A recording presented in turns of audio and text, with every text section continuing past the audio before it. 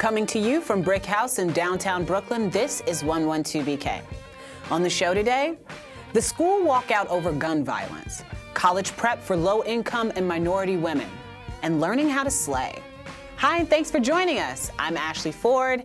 Wednesday at 10 a.m. Middle school, high school, and some college students and teachers across the country will stage a 17-minute walkout as a memorial to the 17 people killed last month in the shooting at Marjorie Stoneman Douglas High School. It's also a protest urging legislators to pass stricter gun laws.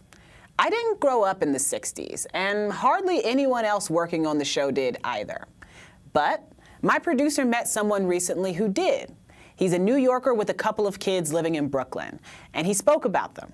He was amazed at their tech savvy and what a person can do these days for work. He also spoke of his astonishment at a younger generation, the one being represented by about 200,000 individuals in the walkout tomorrow, who have accomplished in a few short weeks what successive Congresses have failed to do. They've moved the needle on the gun control debate. And when this man spoke about them, he smiled. It reminded him of something, the energy and purpose of protesters in the 60s. Now, these protesters may not have ended the Vietnam War. The movement kind of petered out before it did, but they did impact the civil rights debate, and significant legislation was passed because of their conviction. Now, this movement can claim victories in some states, like Florida, where gun rights politicians are shifting positions. It's going to be a long struggle, but if anyone's got time for it, it's these kids. It's their future they're fighting for. They're getting a political education at a young age, one that will hopefully enrich, empower, and activate them. In the years ahead, they'll be able to vote. But now they know they can also vote with their feet, their voices, and their time. We have one of these students who's using her voice and her time joining us today. She's a 13-year-old middle schooler at Unity Prep in Bed-Stuy, whose father was a victim of gun violence. Her name is Kavonni Smith, and she took a break from her studies to join us by Skype. Hi, Kavonni. Thank you so much for talking to us today. Hi, thank you for having me. Kavonni, can you tell me, what were your thoughts when you first heard about the shooting in Florida? I actually was very upset when it happened. I couldn't believe that 17 students were actually harmed inside of a school when the school was supposed to be a safe place. Right. Understandable. And then when you heard about the students who were speaking out about what happened in Florida, how did that make you feel? I was actually happy that people were actually expressing how they felt about what happened in the school and explaining and showing people and teaching people about what was going on. Absolutely. Was there anything in particular with the students? You know, Emma Gonzalez, she gave that amazing speech. Were you able to listen to that? No. No? Were you? Yeah, wait. I kind of watched it in class. You watched it in class? Yeah. I know that in class you guys have been doing a unit for a few weeks now about gun control, right? How's that been going? Have you learned anything from that? It's actually been good, and I have got different perspectives from other people about how they feel about gun control, and people who are pro-gun control and con-gun control. How do you feel? I actually support gun control because I actually lost my dad when I was 7 years old due to a gun, and that's a big part of my life. No, go ahead, honey. Oh, and I think that we do need gun control so that there wouldn't be no more deaths like that. Right. Is that part of the reason why you want to participate in the walkout? Yes. Yeah? Talk to me about the walkout. How's it going to work at your school? Well, at my school, we created different posters. After school, we came and created different posters about gun control and how we feel. We made messages from scratch and stuff like that. And I guess at 10 o'clock, each grade, 6, 7, and 8, where we're leaving out at 10 o'clock to walk around the block and sing, well, not sing, but say different things and protest about how we actually feel about gun control and what happened to the 17 students in Florida. Does it make you feel, Kavonni, maybe a little more powerful that this is something that you get to participate in and that you get to share your voice on this issue? Yes, because not a lot of people speak up. Maybe they're scared, but I think that people should speak up more about how they feel about certain things and not just be quiet. And I think that I am actually proud of myself because I am actually scared. But I'm actually proud of myself that I can actually speak up and tell how I feel to different people and explain more and teach others about what's going on. Yeah, I'm proud of you too. Can you tell me what it's been like to talk with your friends or your classmates about gun control, some of their perspectives or how they're feeling about this as well? Other people in my school actually lost parents and stuff and family members to guns. And I think that is like a very important topic in my school and especially in my environment because we live in Bed-Stuy. And it happens often around here. And I think that we need to speak about it more so we can actually be safe and aware of what's going on. I agree with you. How does it feel to be part of a larger movement? Because, you know, it's your school, it's, you know, these kids in Parkland, it's these kids in Florida, but this is going to be like nationwide, that kids are walking out and doing this. Does that make you feel more connected to the community of students and community of kids? Yes, and I think that all the students like worldwide that's participating in this is actually like, I think that they're actually good people and stuff like that because they're actually supporting the people who are actually harmed and stuff, and we're actually speaking up for the family members or people that actually lost loved ones but not able to speak up for themselves. And I think that it's a good idea that people around me are actually participating in this walkout for school to encourage others to speak up and to inform others about what's going on. Do you think the walkout might change something for you guys? Yes, and I think that it can make others aware of, like, I even said this already, but it should make others aware of what's going on. And I think that the walkout is like a very important thing to me because it helps me express how I feel, and I guess it can help other people express how they feel about it too. Kavonni, thank you so much for this conversation. I can't tell you how important it is and how flattered I am that you came on the show to talk about this. Your perspective is invaluable. You're the future. Please keep going. Thank you. Thank you, honey. Also on the show today, helping low-income minority women get into college, and a book dedicated to Black style and fashion. But first, a few things.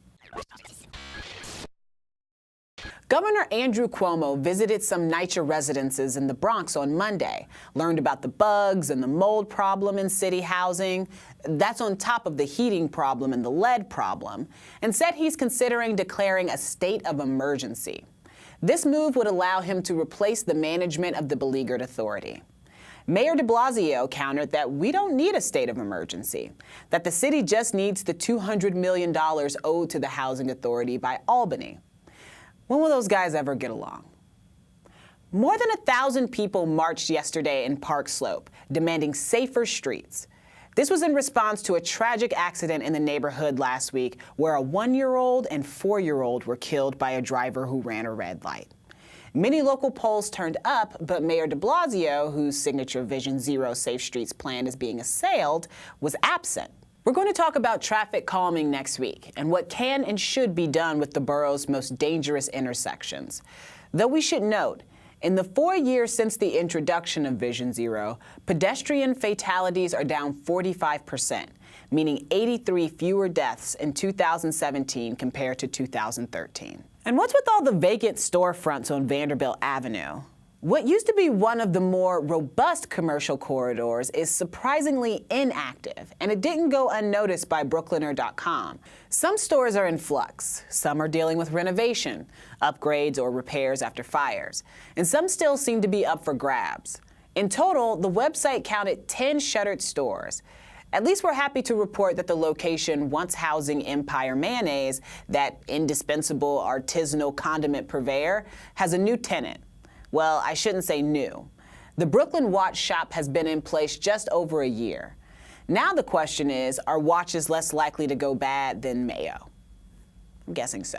Stay tuned for our upcoming guests.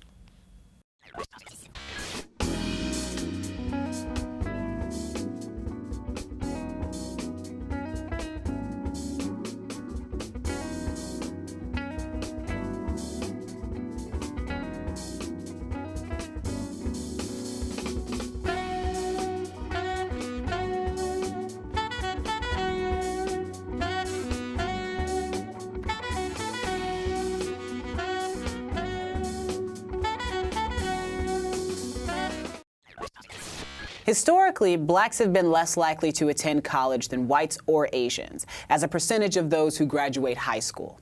Same for kids in low-income families versus those who come from higher-income families. To try to close that gap in the city, at least for young women, the Brooklyn YWCA has developed the Young Women's College Access and Leadership Development Program. To tell us more about it, we have Danielle Guindo, the Chief Program Officer. Thanks for joining us on 112BK, Thanks for Danielle. having me. So tell me a little bit about the program. What are you seeing so far at the YWCA? We have seen a tremendous number of young women of color who have come through our doors and found a home there.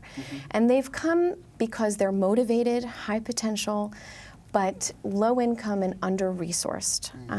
They tell us they want to go to college. They have no idea how to do it. And we created this program as a comprehensive network of supports to help them get there. Why women of color? I have to know that. Well, persistent gender, racial, and class inequity exists, especially in this borough in particular. And YWCA Brooklyn, as a social justice organization, addresses inequities at the intersection of gender, race, and class.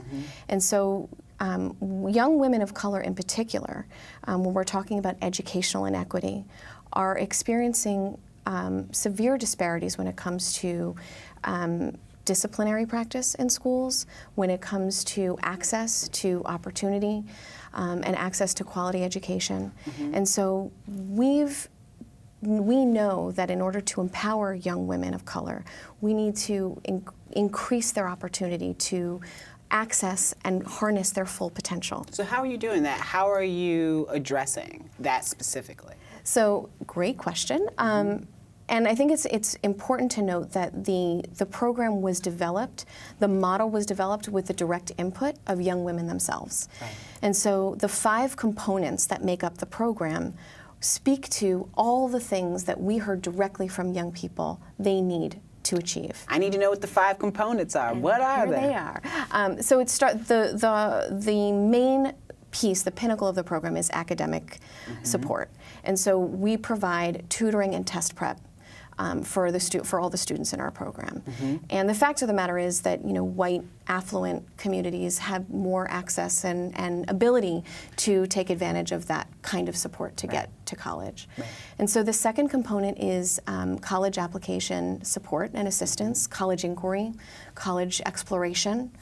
The third is economic empowerment, and so that includes career exposure, opportunities to meet professional role models of color, and also paid internships. So we employ, over the past 2 years, we've employed nearly 20 young women, either in our organization or in partner organizations, so they could gain valuable work experience. The other pieces, which are really critical to building a cadre of young leaders, is this leadership development component. And that piece incorporates not only building efficacy and self-confidence and problem-solving skills, but also opportunities to be involved in civic engagement and youth advocacy. And the 5th component is family engagement. And so we believe very strongly that we need to work with families as partners in helping their daughters get to college so they understand the process. Navigating it is hard in the best of situations. And for most of our families who are first generation to college, who are very often new to the country, all are low income and struggling in some ways, this is our way of being able to hold their hands and provide the support they need to help their daughters get there. And I keep hearing you talking about getting there, getting to college. And as a person who was, one of the first to go to college in my own family, one of the things that I think about a lot is that even though you can get to college, at times it's really hard to reach the end. I'm actually still working on that. Like, I had to take a break. I'm just now going back to finish my last 2 classes to get my degree. I wasn't able to finish, mostly based on financial reasons. So what do we need to be doing or thinking about or talking to these girls about, not just about how to get to college, but also how to follow through, how to complete? So we're at a really exciting time in the development of our program because our very first graduates are now freshmen in college. And so just the way that group helped us inform how we created the model for success for the high school component, we are building an alumni council, essentially, Nice. where we're directly getting feedback in real time about what they need to support them to and through college. Wow. And so some of the things that we're hearing, of course, there's certainly concerns around financial aid and financial support. And one of the things that we've been able to do with our team is provide access to and resources and referrals for any kind of scholarships that we can find that they would be eligible for, and also continuing to provide, recommendations and referrals for financial aid opportunities on their individual campuses. Right. The other things that we've seen that have been challenging for our freshmen have been more outward racist experiences than we could have expected. And we knew that that was going to happen, and we did what we thought we could to prepare them for that, but we know now that part of the leadership development component for the younger cohorts is going to have to involve a lot more preparation and understanding about how to navigate anti-racist conversations on campus when they get there. So how do you prepare somebody for something like that? That is something, I came from a high school that was about 95% black. I ended up going to a college that was closer to 95% white. And it was a huge culture shock for me. I remember at the end of my first semester calling home and saying, I don't know if I can do this. I don't know if I can stay here. Nobody gets me. How do you even begin to address that for an 18-year-old? It's incredible to hear you say that, because that is exactly what's happening. And most of the young women who attend our program attend schools where it's a predominantly black or Latino student population. And so they also live in communities that are predominantly black and Latino communities. And so, like you had described your own experience, getting to campus is a culture shock. So one of the things that makes our program throughout the years of their involvement so unique is that we're building a sisterhood and a sisterhood of support. And what we've been able to do, at least with this first group that has graduated, is foster the continuation of that network so that they all continue to have one another. And social media is a terrific way to do that. So we've been able to build in those strategies where they can continue to connect with one another. And the other ways is when they're home, and we've done this most recently during Christmas and the holiday break, is build in workshops and trainings around navigating racism on campus, very directly naming it, anti-racist work, understanding ways to provide more recommendations in those spaces and feeling the power of their voice in those spaces. That's very important. And also accessing any of the networks on campus. So if they couldn't find it on their own, we're helping them find, a lot of them are able to do it as well, helping them find, the Black Student Union, any, opportunities to connect with other students who, are from similar communities, which are ways in which we've been able to kind of continue to support them during this difficult transition. That's a lot. Yeah. That's a whole lot. And then it also makes me wonder, that's a lot of resource. That's a lot of time to be putting into these girls, and I love that because they're worth it. And a lot of these girls don't know that they're worth that kind of time and care. But why does this specific project matter? One of the things that people ask a lot, especially when it comes to college, is college the only way out? Is it the only way up? Like, is this actually helpful for people who are in this situation? You think about class transition, you think about, even in some cases a sort of like tribalism. I know that going to college for me sort of felt like I was, even if I was headed to a better life, I was losing my tribe. How do you deal with that with these girls? Well, the fact of the matter is we're still, in our society, if you don't have a college education, you're going to earn 50% less than someone who does. And so, we're actually specifically focused on helping the young women in our program get to four-year colleges, because we know that that is to and through four-year colleges. We know that that is by and large a prerequisite for economic stability and economic empowerment, which is a main focus of our work. And so, in doing that, I think that, I'm sorry, I lost the train of thought. No, that's okay, that's okay. I have another question, a last question real quick. Can you tell me about any upcoming deadlines? Yes, I can. And so through the end of March, we're accepting applications from freshmen and sophomore in high school. to be a part of our YW LEAD program. That's the name of the program, Leadership, Fantastic. Empowerment, Academic Development.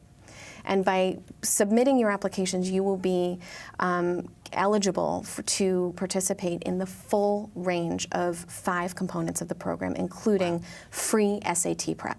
It's fantastic. That's fantastic. I hope you get a lot of people signing up. Thank you so much for being here. I really appreciate it. Thank you for having me.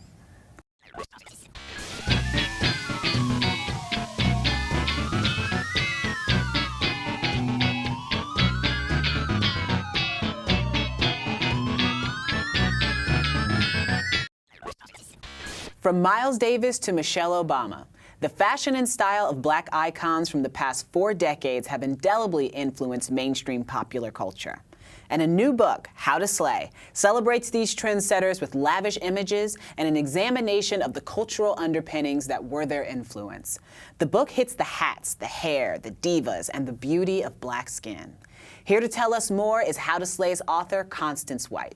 Constance, thank you so much for joining us. It is my pleasure. Thank you. I'm so happy to have you here and looking amazing. Oh, how dare you Ashley. come on my show and stun on me? I'm just kidding.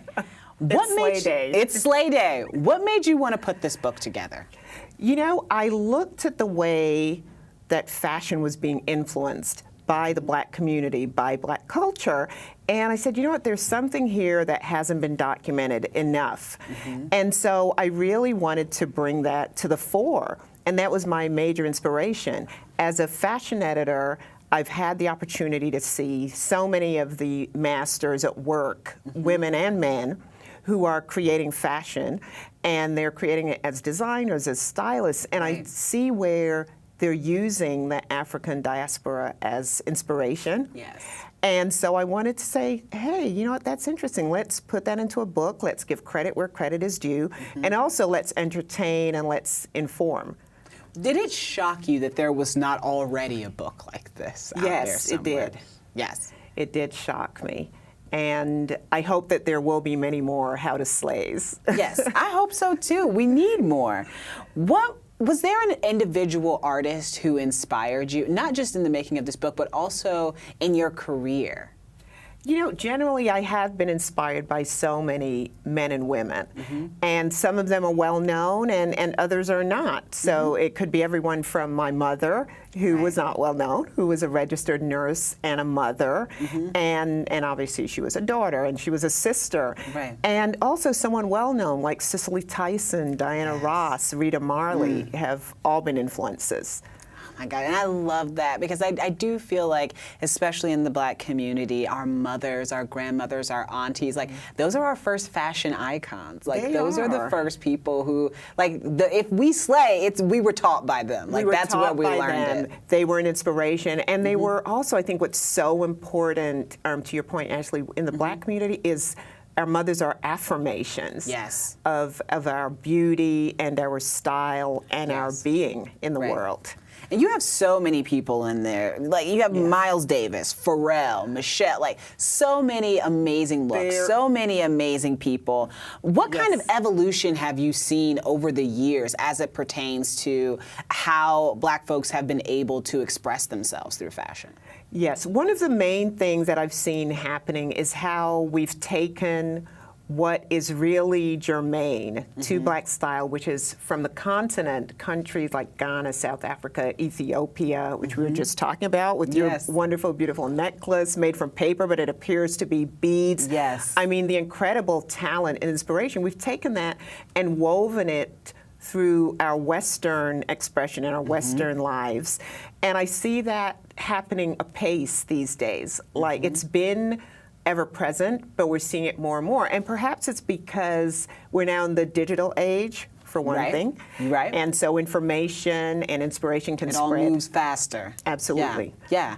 And it's very affirming. You know, I remember getting on Tumblr and seeing, you know, a lot of Black young women styled and expressing themselves in ways that I had never seen before, especially when I was based in the middle of the country in Indiana. You know, like these were just clothes that I didn't see. These were images that I never saw, which makes me wonder, you know, because that's kind of where my mind still is, to be perfectly honest, is like in like a 2008 Tumblr situation. Yes. But what are some of the biggest trends happening right now? Right now, we're seeing a lot of interest in fur. Fur worked in different ways. Fake fur, real fur, fur used, not only worked in different ways, but used in different ways, which are two different things. Right. So, for example, you think of a fur coat. Yes, there are these incredible fur jackets, fur coats. However, you also see fur on a pair of sports slippers, right? You do. So You it's pretty do. incredible. Fur as the trim on a hem, fur as a pom-pom to accessorize your bag. Right. So it's really inventive the way that we're using Yeah. fur. And then high boots. Yes. That's a major trend. And a third one I would mention is denim. Oh yeah, Those are three of the denim's major trends. having the denim jacket right now is so ubiquitous that like I keep everybody, all of the brands and everything, everybody's coming out with those pins that you can put into like your Into denim your jacket. denim jacket. Because the denim jacket Right. is the thing right now. It is. So you could pop it over something expected, such as your black pants or your leggings, but also unexpected over your long dress. Right? There's a denim jacket too. Right. You've actually had a long and like amazing career in this space. Thank you. I went to college, my first major being, I ended up completing a different major, but my first major was fashion merchandising. was it? It was. I was a double Excellent. major in apparel design and fashion merchandising. Whoa, okay. One of the reasons, to be perfectly honest, why I did not complete that program is because I was the only person of color in the program. Oh, so I'm wondering, yes. there are a lot of people and a lot of young people who want to get into the fashion business. Right, Do you have some advice for them, you know, or just in navigating this industry? Right. The first thing I would say, Ashley, for someone trying to get into the industry, and also speaking to your point of being out in the Midwest, not on one of the coasts, let's say, is this idea of seek information first. Because a lot of times I'll get calls from people or emails, people refer people to me, kids to me, and they've gone and they've majored in something else other than fashion. Right. And so, you know, I then have to say to them, well, You got some catch up to ideally, do. you have some catch up to do. Ideally, you go back perhaps and go and do another degree or go and do a certificate. But, you know, doing a degree, let's say in engineering, isn't going to cut it to make your way into fashion. So that's the Right. first thing, is like research and think about something that's related to fashion as your college degree if Right. you're in high school and if you're heading that way. Second thing is, I'm a big believer in internships. Once you've passed that point, you have your degree, or you've done some post-secondary work, Yes. get an internship. Get an internship. So the book is called How to Slay, and people can pick it up on Amazon. Amazon, Target, Urban Outfitters. Fantastic. Unfortunately, we're out of time. I feel like I could ask you 1,000,005 more questions. I could talk to you a lot more. Hopefully, we'll It's a lot have you of back fun. soon and keep continuing the conversation. Thank you so much for being here, You're Constance. welcome. Thank you. And slay. Keep slaying people. Keep slaying. Thanks for joining us today. Tomorrow, we'll be back to talk Fury, the Brooklyn-based women-led organization fighting for racial and economic equality. We'll also have Brooklyn Magazine's editor-in-chief, Yadon Israel, and art from Hispaniola. Hope you'll come on back.